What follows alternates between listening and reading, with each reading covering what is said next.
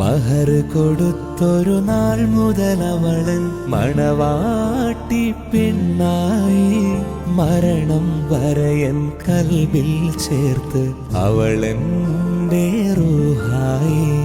പ്രണയമനോഹരരാവിൽ അവളുടെ കാതിൽ ഞാൻ കിസ ചൊല്ലി.